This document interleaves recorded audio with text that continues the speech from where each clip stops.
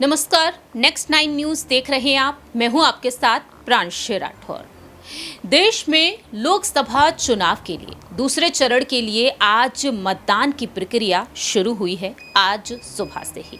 ऐसे में देखा जा रहा है कि सभी दिग्गज नेता डंके की चोट पर अपने अपने खेमे के लिए जीत का दावा कर रहे हैं। बात की जाए लोक जनशक्ति पार्टी के बारे में। लोक जनशक्ति पार्टी के मुखिया चिराग पासवान, जिन्होंने अपने उम्मीदवारों को 5 सीटों से उतारा है। ऐसे में देखा जा रहा है कि चिराग पासवान क्या इन सीटों पर जीत हासिल करते हुए नजर आएंगे। एनडीए खेमे में चिराग पासवान की पार्टी को हाजीपुर, कौशाम्बी, साथ ही साथ समस्तीपुर, खगड़िया और जमुई सीट दी गई है। ऐसे में जमुई सीट से चिराग पासवान ने अपनी जीजा अरुण भारती को उतारा, जहां पर वोटिंग पहले चरण में ही संपन्न हुई। वहीं हाजीपुर से वह खुद चुनाव लड़ रहे हैं।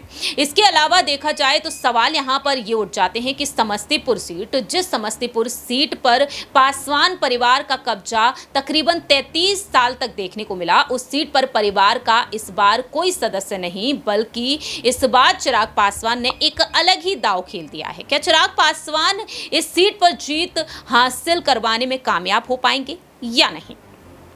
दरअसल आपको बता दें कि इस बार चिराग पासवान ने एक नया दांव खेला है। आपको बता दें कि चिराग पासवान ने लोकसभा सीट समस्तीपुर से नीतीश कुमार की सरकार में मंत्री जेडीयू के नेता अशोक चौधरी की बेटी को टिकट दिया है। जी हां, अशोक चौधरी की जो बेटी हैं शंभावी को टिकट दिया है। प्रत्याशी के तौर पर हैं शंभावी, और ऐसे में देखा जाए तो सवाल ये बन जाते हैं क्या वह यहां से जीत दिला पाएंगी या फिर नहीं। इसके अलावा जानकारी दे दें कि आजाद समाज पार्टी के राष्ट्रीय अध्यक्ष चंद्रशेखर आजाद ने भी इस सीट से अपने उम्मीदवार को उतार दिया है। ऐसे में सवाल यहां पर ये बन जाते हैं कि आजाद पार्टी के जो यहां पर नेता हैं ब्रजेश कुमार, क्या वह यहां से जीत हासिल कर पाएंगे?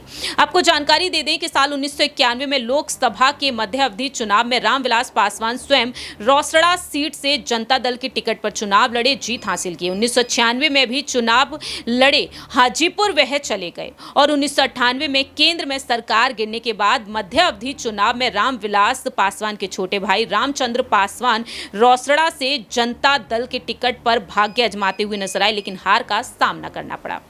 इसके बाद साल 1999 में रामचंद्र रोसड़ा से दूसरी बार जेडीयू के टिकट पर चुनाव लड़े और इन चुनाव में उन्हें जीत मिली। 2002 में रामविलास पासवान ने जेडीयू से अलग होकर लोक जनशक्ति पार्टी की नींव डाली, और 2004 में रामचंद्र पासवान ने भाई की पार्टी से यहां पर फिर से भाग्य अपनाया और जीत हासिल कर ली।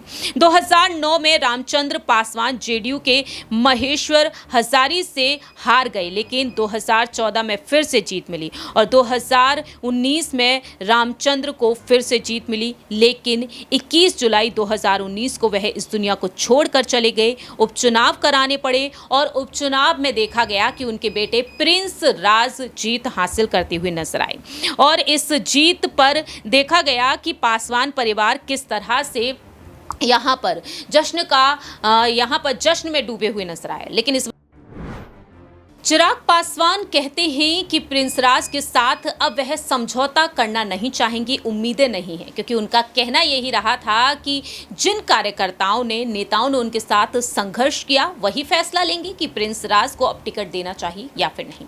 और ऐसे में ये सीट आ जाती है शंभावी चौधरी के हाथों में। अब यही देखना होगा कि समस्तीपुर सीट से चिराग पासवान की पार्टी इस बार जीत हासिल कर पाती है। क्या ये सीट पासवान परिवार के हाथों में ही रहेगी या फिर जाती हुई नजर आएगी? चंद्रशेखर आजाद क्या यहां पर एक बड़ा दांव वाकई में खेल देंगे? ये देखना काफी ज्यादा दिलचस्प होगा। फिलहाल इस खास रिपोर्ट में इतना ही। बाकी की तमाम अपडेट्स के लिए देखते रहिए नेक्स्ट 9 न्यूज़।